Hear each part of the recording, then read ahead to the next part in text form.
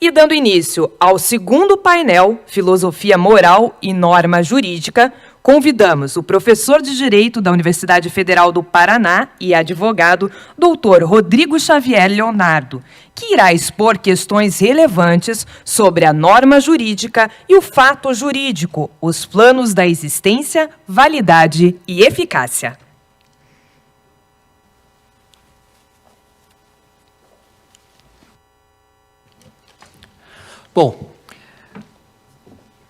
Bom dia a todos.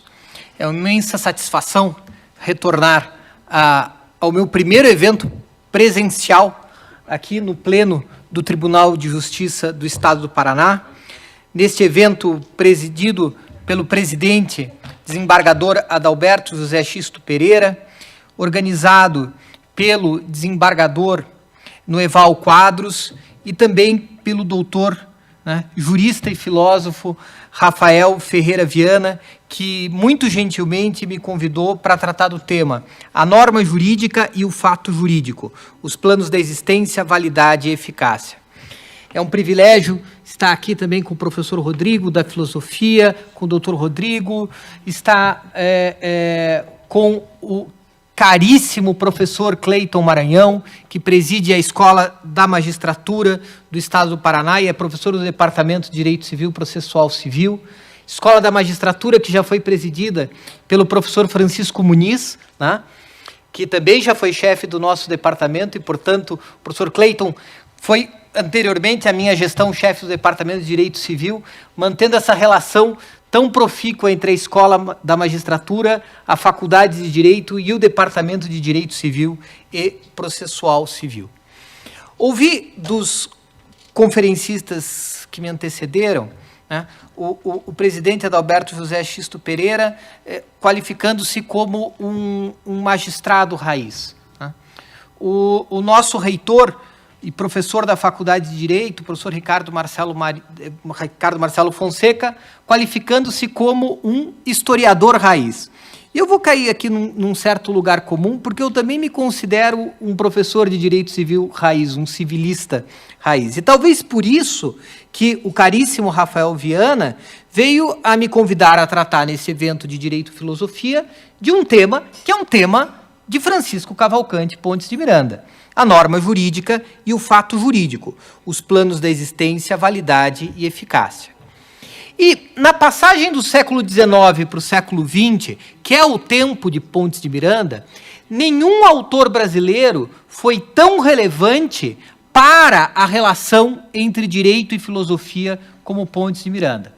Ousaria dizer, a partir do colocado pelo nosso reitor, o professor Ricardo Marcelo Fonseca, que nenhum jurista do século XX foi tão hábil a destruir as paredes, eventualmente, entre um saber teórico e um saber prático, entre a teoria aurida de diversos ramos do conhecimento e a chamada dogmática jurídica. Por quê?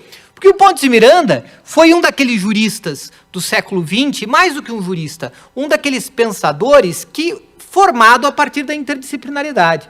Pontes de Miranda foi matemático, Pontes de Miranda tem obras escritas sobre matemática, sobre filosofia, sobre biologia e a mais extensa produção literária jurídica realizada no Brasil, simbolizada, dentre outras obras, pelo seu Tratado de Direito Privado em 60 volumes. Agora, tal como colocado pelos conferencistas que me precederam, eu também não sou uma pessoa formada na filosofia, eu não sou um filósofo, eu sou um curioso da filosofia. E, de qualquer maneira, me parece que a ideia do nosso congresso é justamente realizar essas relações entre os diversos saberes, razão pela qual a minha interlocução será uma interlocução predominantemente de direito civil.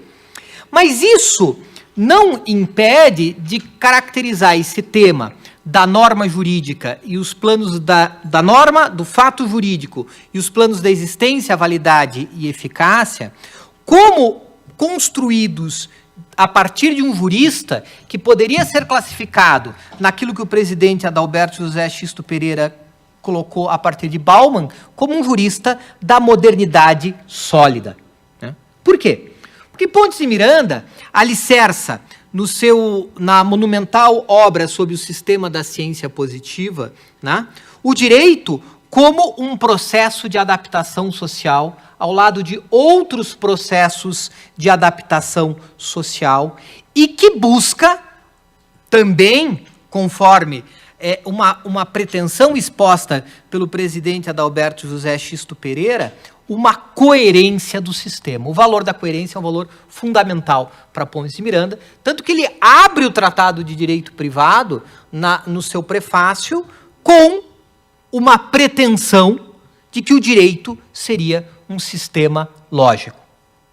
É claro que a grande dificuldade é você continuar a trabalhar com essa pretensão do direito como um sistema lógico dentro de uma realidade fluida, dentro de uma realidade multifacetária, dentro de uma realidade fragmentária que estiveram presentes nas duas interlocuções que me antecederam. Né?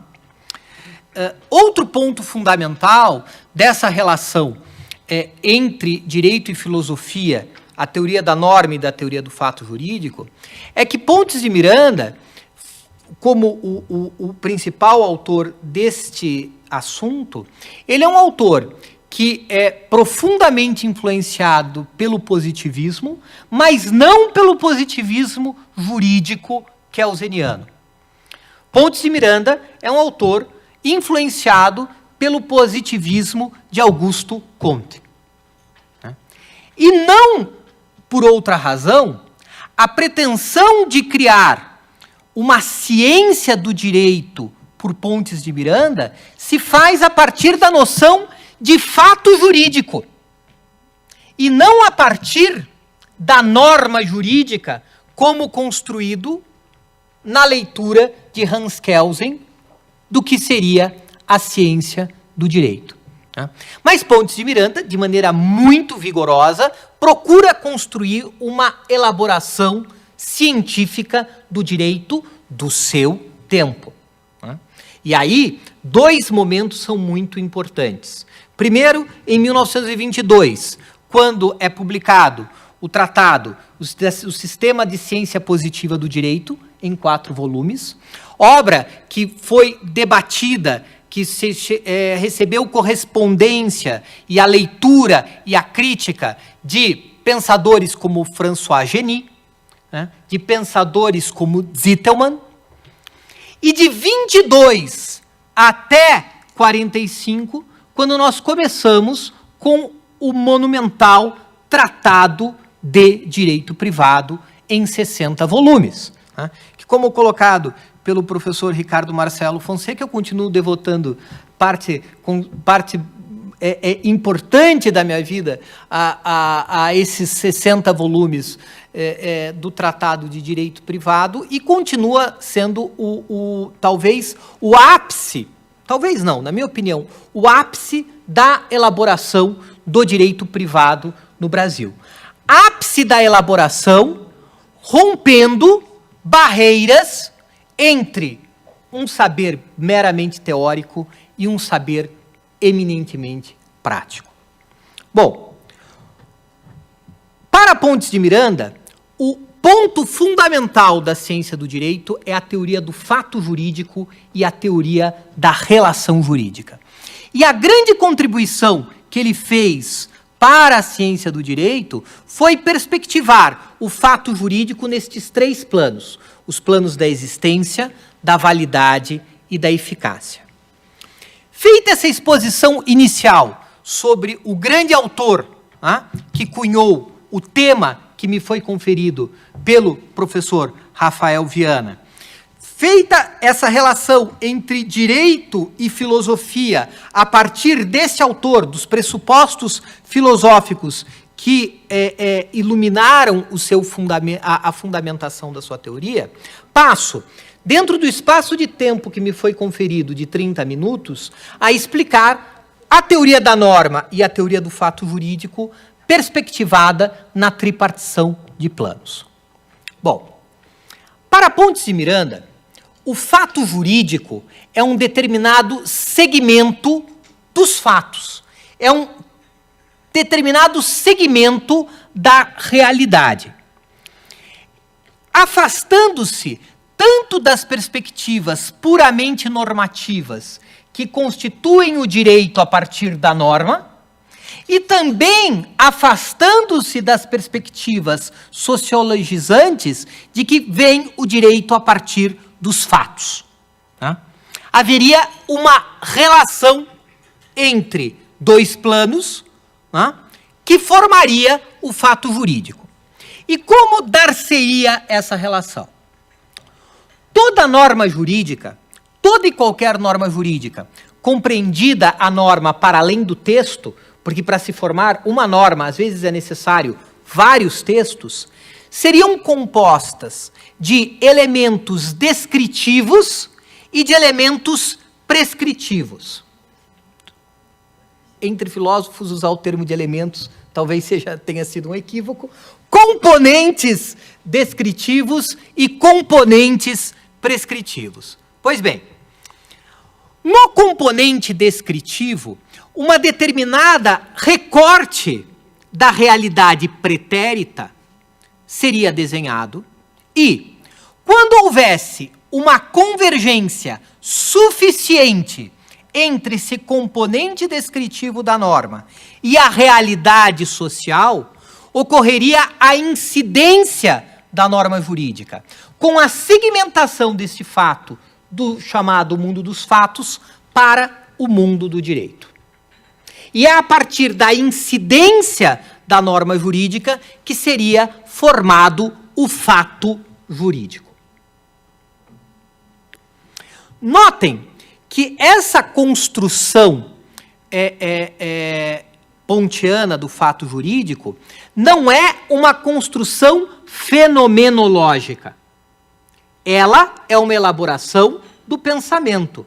Ela é uma elaboração lógica.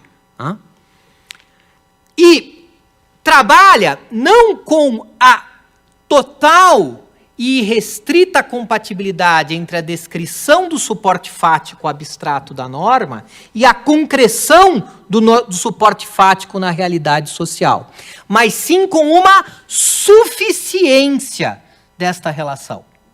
Porque essa relação nem sempre é perfeita. E como há níveis de imperfeição desta relação, isto irá se projetar nos planos da existência, da validade e da eficácia. A suficiência desta relação permite o ingresso no plano da existência.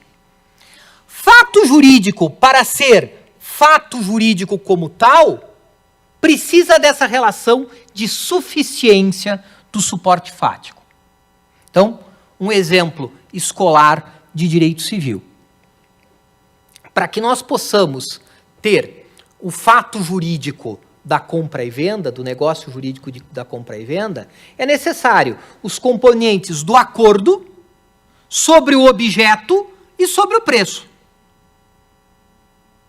Isto dará a suficiência para a incidência e a formação do fato jurídico. Se nós temos acordo e temos objeto, mas não temos preço, nós podemos ter outra coisa, mas não será o fato jurídico compra e venda. Negócio jurídico compra e venda. E o fato de termos, a circunstância de termos, o fato jurídico compra e venda, não significa que ele seja válido e que ele seja eficaz. Por quê? Ao passo que o plano da existência trabalhará com a suficiência do suporte fático, nos planos da validade e da eficácia, teremos a sua perfeição. A composição de relação progressivamente aperfeiçoada.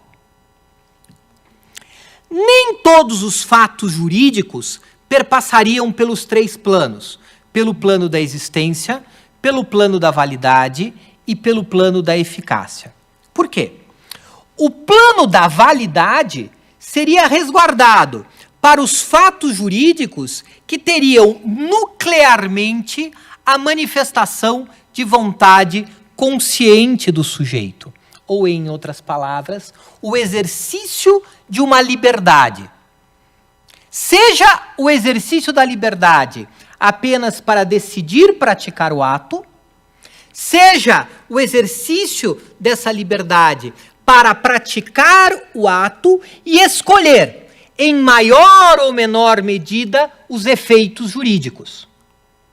E quando nós temos essa possibilidade de, por intermédio da liberdade, a escolha da prática do ato e a escolha do efeito jurídico, nós estamos nos afastando da heteronomia jurídica e ingressando no campo da autonomia jurídica. Por quê? Porque, ao particular, seria possível criar dentro do sistema jurídico. Criar por intermédio dos chamados negócios jurídicos, que correspondem à espécie de fato jurídico no qual, além da liberdade para a prática do negócio, há a liberdade para a escolha, em maior ou menor medida, dos efeitos jurídicos. Mas não é qualquer agir dos sujeitos de direito que seria dotado de valor. Uma coisa seria o jurídico reconhecer o agir. A outra coisa seria uma atribuição axiológica de valor sobre esse agir. Essa atribuição, que é axiológica a partir dos critérios normativos, né, é dada pelo plano da validade, né, que realizará um juízo de valor sobre esses atos ou sobre esses negócios jurídicos, como as duas figuras que perpassariam pelo plano da validade. Conforme explicado pelo professor Antônio Junqueira de Azevedo, titular de Direito Civil da Universidade de São Paulo, e que foi meu professor e de quem eu tenho muita saudade, já faleceu há mais de uma década, o jurista costuma ver o plano da validade sob a perspectiva negativa da invalidade, da nulidade e da anulabilidade como os dois graus de invalidade que perspectivam o fato jurídico. Mas também, conforme sublinhado por Antônio Junqueira de Azevedo, é possível olhar o plano da validade sobre um juízo de valor, sobre os atos de autonomia privada. Porque não é qualquer ato livre que é dotado de valor para o direito. E daí as figuras do Código Civil, do erro, do dolo, da coação, da lesão, do estado de perigo, da fraude contra credores, que reconhecem o agir do sujeito, mas retiram desse agir o valor. E a ampliação do plano da validade no direito contemporâneo, no Código Civil de 2002, no Código de Defesa do Consumidor, por figuras como a boa-fé objetiva, como a função social do contrato, que ampliam a possibilidade de um controle sobre o negócio jurídico, também no plano da validade.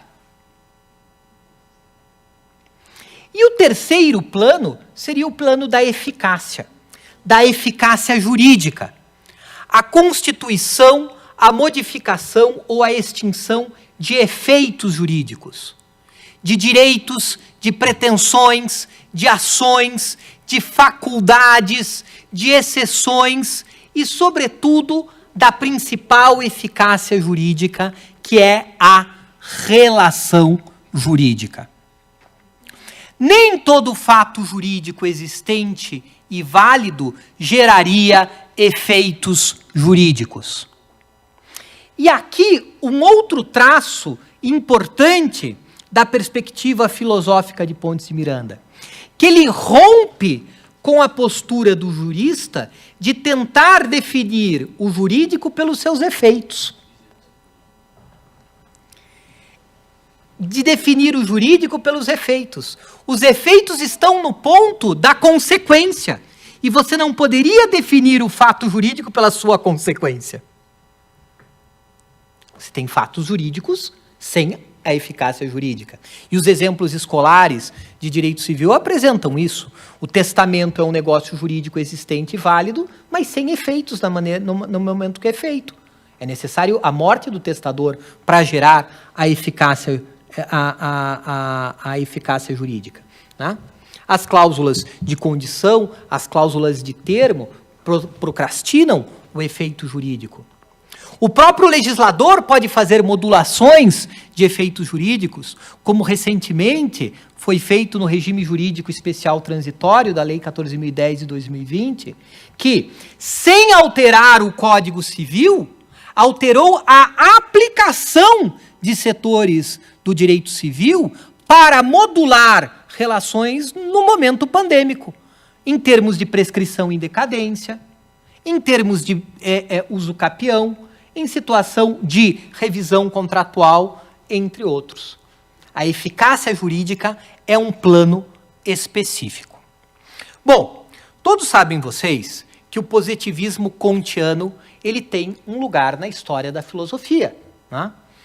E o lugar na história da filosofia não é o lugar do tempo contemporâneo.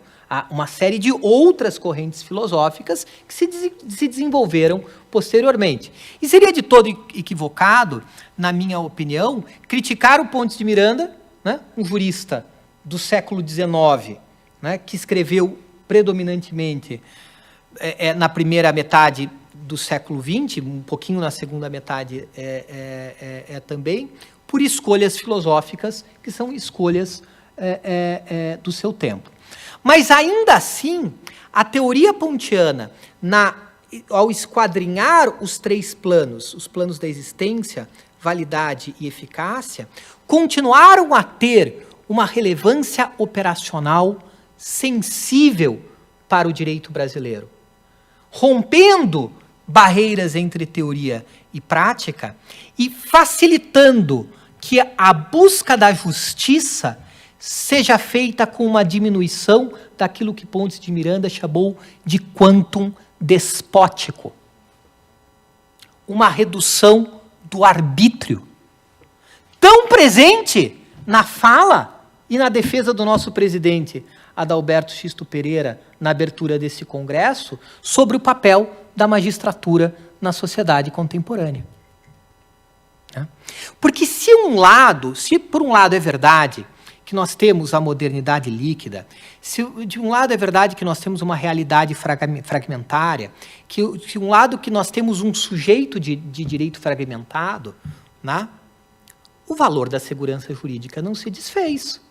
Pelo contrário, o direito tem que manter esse valor. E manter este valor é diminuir o quantum despótico que o poder envolve. Porque onde não há o direito, há o poder desencapado.